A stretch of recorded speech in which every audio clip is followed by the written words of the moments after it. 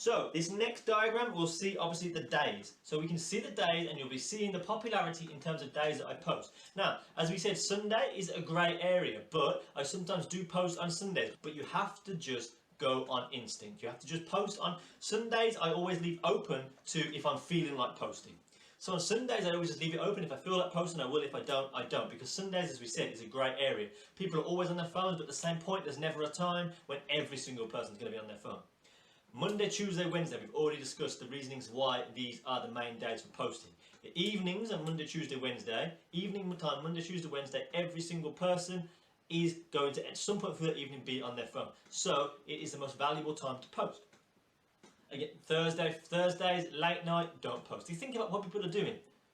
Think about what people are doing. If it's Monday, but it's a holiday, if it's a Monday and it's a national holiday, let's say, don't post. Don't post on the evening on a Monday if it's a national holiday because everyone's going to be out. Post when you know people are going to be doing nothing, or as many people as possible are going to be doing nothing. So again, Friday, Saturday, irrelevant because everybody's going to be at the bar, going for restaurants, going on dates, doing whatever. But they're not going to be sat at home on their phones. They're not going to be in their head ready to engage. Because even if they are at the bar and they're waiting to get a drink and they're scrolling, their mind is not ready to engage in what you're doing. And so if you're trying to gain a new audience, it's not going to happen. I always usually call Fridays and Saturdays my personal posting days. If I want to post something personal, I can post it on a Friday and a Saturday because, as we said, people aren't ready to engage with new content, with new people, but they are there still at a bar, at a restaurant, whatever, scrolling through their phone when they have a little bit of time. And if they see something that's a friend or a family, etc., someone they already engage with, they are then likely to go ahead and show you some love on there. But again, that is, I do that because it's not about business. That's not about building growth. That personal aspect is just to showcase a bit more of who I am and allow people to feel connected with me. And that's also something that's very, very important. Making sure you do in some way give people an insight into something into your personal life. It doesn't have to be your entire personal life. I appreciate people like to be a little bit more private nowadays on social media. But when I say personal life, what I mean is allow them to engage in who you truly are. And allowing them to engage in who you truly are will, again, then broaden your world and enhance the relationship you have with the people already inside it. Again, you need to remember it's not just about bringing new people in, it's about looking after the people that are already there and already following. So this next image, what we'll see, that is what I was talking about when I was on about being eye-catching. We need to make sure our posts are eye-catching. So making sure that before we post, we check and we look at, is in that top left corner, is it in that little image, in that little square, does it stand out? If that looks eye-catching enough to me from here, post it. If it doesn't, don't. Because we want to know that even at a quick glance, even without really seeing it, the image is eye-catching. Because then you know it's going to help people engage. As we said, the post can be the best post ever, but if it's not engaging, if it's not going to engage people properly, it's not going to have any benefit in terms of your business, in terms of your growth, in terms of building that presence inside your industry, not just inside social media. And again, now detailing the bio. We look at the bio that I have posted on here. It gives an insight into every single thing that I do. It gives an insight into the fact that I own a barbershop. It gives an insight into the fact that I teach. It gives an insight into the fact that I appreciate motivational speaking and psychology. It gives an insight into the level of what I do with the awards, etc. And then it promotes the online academy. So you can get and engage in every single thing that I do purely from that bio. And so that if someone new has come across the page, they now see that and they're ready to engage with it. And so when they go down the feed and then they see the quality and they see the consistency, then they're going to want to go and follow it. And so the next diagram, we can see the buttons. You can see the action buttons you can get on your profile. So again, advancing the detail on that profile, advancing what they can see, and advancing your availability to be seen. And this is what we're talking about, as we said. Your success with your haircuts is your ability to see. Your success with your social media, with your marketing, with your business, is your ability to be seen. And so, for the ease of access, look on for mine here. If we look on here, they've actually taken down the book now button. Don't know why, but they did. So at the moment it says promotions. But that again used to be bookings, and soon will be a button to the online academy. We have get tickets, and that is a page directed to, that is a link directly to my Eventbrite, where you can buy all tickets for all education. And then of course email. But use these buttons appropriately. Pick and choose the buttons you want to help advance and enhance you and your world. The next series of photos is what I wanted to showcase to you guys about relentlessness and consistency. The relentlessness and consistency of your posting and of your feed and of your content. Because that content, as we said, organic posting breeds organic content. Organic content breeds an organic market. So your posts directly lead to your market and then bringing and enhancing your market. So what we want to do is we want to understand that our literal feed and the consistency of our feed is going to help enhance our community that we are building. So if we look, as we were talking about before, most of the time you see down people's feeds, every now and again, there's a haircut that blows up. There's a haircut that does really well. There's a haircut that catches your eye. Every now and again, there's a haircut or an image that catches your eye.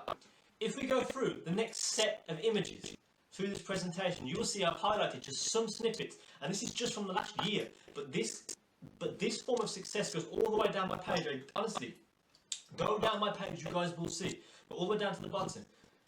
The whole way down, I've kept the same level of consistency and relentlessness. I've circled the haircuts, the images, the videos that blew up, that did really well, that caught people's eye, that had a lot of engagement. If we look at that on the images here, there's very, very, very few images of haircuts that aren't circled. The only things that aren't circled a lot of the time is pictures of myself, or personal things, or posters. The actual content of what I'm trying to deliver, the purpose, the energy of what I'm trying to deliver, they're all circled. They all blew up. They all did well. How many times have you looked down someone's page where every single image after image after image, is of the same quality, is the same level of eye catcher, has the same energy, the same ethos? But that level of consistency and relentlessness in that feed, in your posting, in your content, that is what's going to draw people in. When someone looks down and they see that every single time, they love what they see. Not every now and again. They don't have to search for the one that they like. Every single time, it's of the same quality.